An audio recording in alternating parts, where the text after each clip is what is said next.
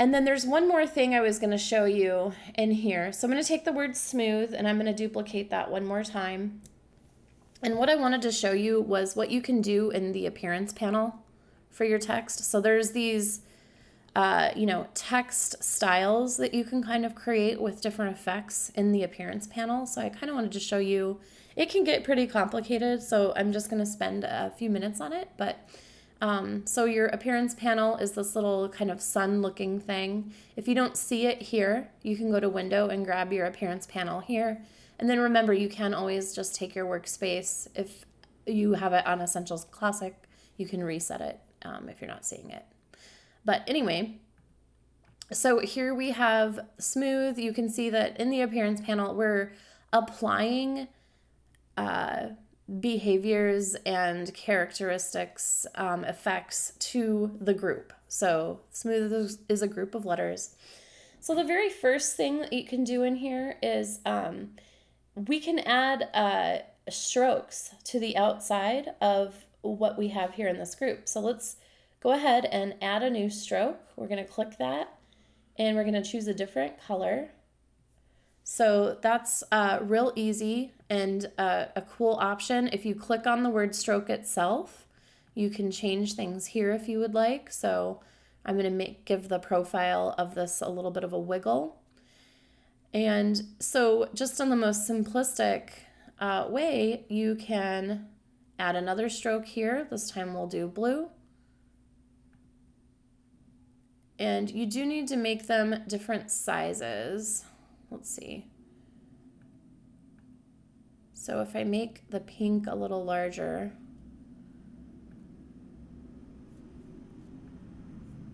now I've got this kind of cool effect. You can also, so like for the pink stroke, we can go to the effects panel from right here.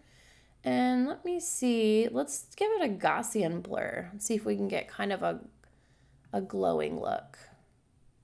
I don't know if it's going to do anything. No, it actually didn't do anything. Okay, so actually I'm going to trash that effect that I just put on there. So trash. We can also, you can move the hierarchy of these different layers around. So I'm actually going to take the stroke and move it down underneath the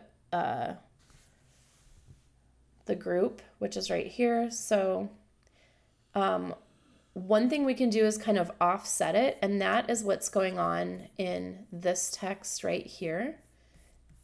If you wanted to create an effect like that. So if I go to effects and transform, I can transform this, but I'm seeing right now that this document is set in inches and I actually wish that it was in pixels. Generally, I like it to be in pixels. So we can change that really easily. Because I want to be able to manipulate from this panel by pixels. So if I go to File, Document Setup, you can change your units from inches to pixels to points to whatever you want, just FYI. It's really easy to do. So if I go there and then I come back into this transform panel, you can see that I can move things by just like a few pixels. Okay, so with this panel, there's a lot of really great things. Like I was saying, I was just trying to figure out why this wasn't transforming to me. That happens to me a lot when I record tutorials. Everything works perfectly fine before, and then it stops working fine. So for this particular stroke, if I shut this transform off, you can't see it at all. But if I toggle it on, you can see what I've done here. And I did something a little bit different than we have on the example over here. But this panel is just really powerful. So I highly encourage you to go in and play around with it. So what I've done is I went ahead and I applied the distort and transform effect, And then in the panel, this is all I did, is I made a move of 1 pixel by 1 pixel. Only transform objects is selected here. And then for copies, I put 20. And if I move it to like 15, you'll see that it has less of these like sort of lines. And so there's a lot of really cool things that you can do in here. Let's choose on this blue stroke. Still not really sure why the blur didn't work. It's kind of disappointing, but what are you going to do? Let's see if radial blur will work. It looks like that's actually showing up. So maybe I just did something,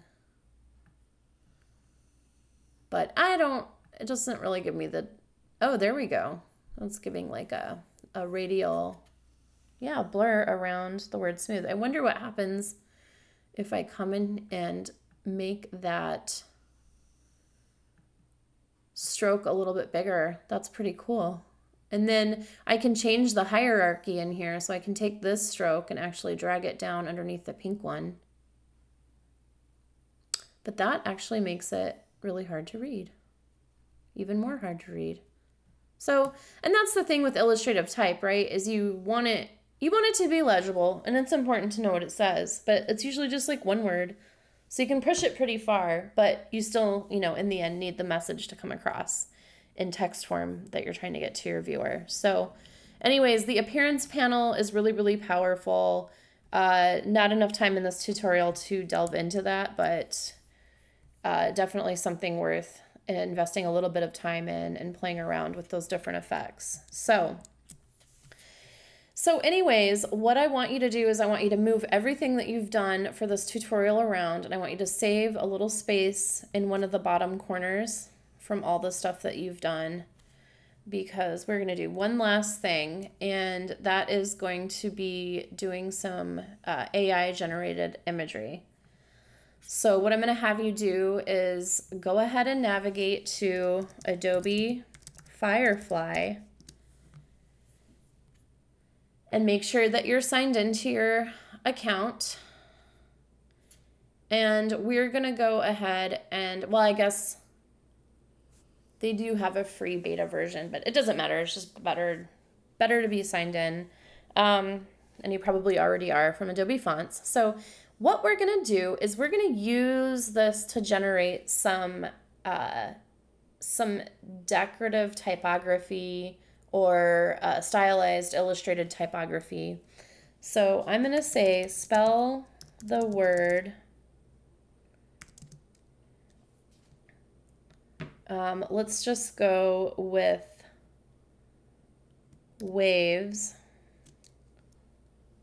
Let's see if it'll just do it. I don't know if I need to put quotations on this or not. Spell the word waves with water. And a sunset in the background. And let's see what that does. Oh, and it's, nope, it's like you are signed in, you're not signed in. You are, you're not. And I think it will generate a photograph by default. I'm not sure. Let's just see what it does here. Okay, so we've got some really creative illustrative type going on. And like I said, this isn't necessarily like, you don't want to generate this and actually use this for commercial purposes necessarily, but it can be a really great sketch tool to come up with some different ideas on the type of type that you want to, how you want to manipulate your type in your project, and it might get you to a really cool look a little bit faster. These are just JPEG files or PNG files, and you're not, you can't necessarily download these as an Illustrator file necessarily. But it's really cool in that regard. So let's see, spell the word waves with water. And a sunset in the background and birds flying around. So let's just generate that and see what comes up.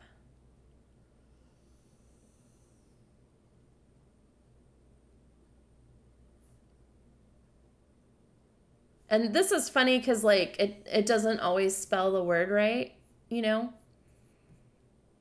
So whatever. But it can give you some really cool style ideas. And then of course you can upload images for reference right here that can help you get to a conclusion a little faster. If you have a style reference, you can also choose different effects here. So I'm going to choose, let's say, layered paper and generate that and see what that looks like. So anyways, I want you to play around with this and I want you to generate some illustrated text with this. And then I just want you to pick one that you like. So I think this one's kind of cool. So I'm going to go ahead and download this. And what you're going to end up with, of course, is just a JPEG on your desktop. So I'm going to just take this and drag it into Illustrator and drop it. And it's going to be gigantic. So we're going to make that quite a bit smaller. And look, it didn't even spell waves incorrectly. But this is a really nice tool for sketching and figuring out some ideas. And then, of course, as the artist, you figure out how to get there with the tools in Illustrator so that you have those vector files and those text styles to save for whatever you need to do. Okay, so we are done with this tutorial. Now I'm going to have you just turn this 8.5 by 11 artboard into me. If you change the size of it, no worries, it's all good. But how we're going to export this is we're going to go to File, Export, Export As, Imaginative type, call it whatever you want. We're actually going to do this as a JPEG. Actually, let me back up. You can do it as a JPEG, but you can also do it as a PDF, which is frustrating that it's in a different menu, but it is. So if we go to Save As, Save on Computer, this is where you get your PDF, Adobe PDF. So Save As, a PDF, and we're going to go ahead and save that to the desktop. And it's not going to save anything that's over here on the side of your artboard. It's just going to save what's on the artboard, I believe, hopefully.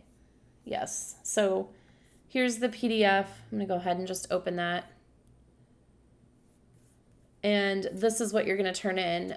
You can also export a JPEG as well, but it's kind of big for a JPEG. So, and wow, the AI generated art looks pretty bad.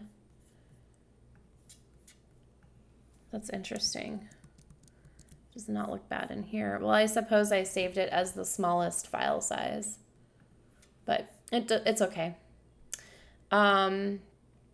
So yeah, all you need to do is turn in that PDF, and as long as you've, shown that you kind of explored through most of these techniques that I showed you for text manipulation, you are good to go. Please reach out to me if you got stuck anywhere, if you have any questions, anything like that. I am happy to answer your questions and help. Okay. All right. Thanks, everyone. Bye.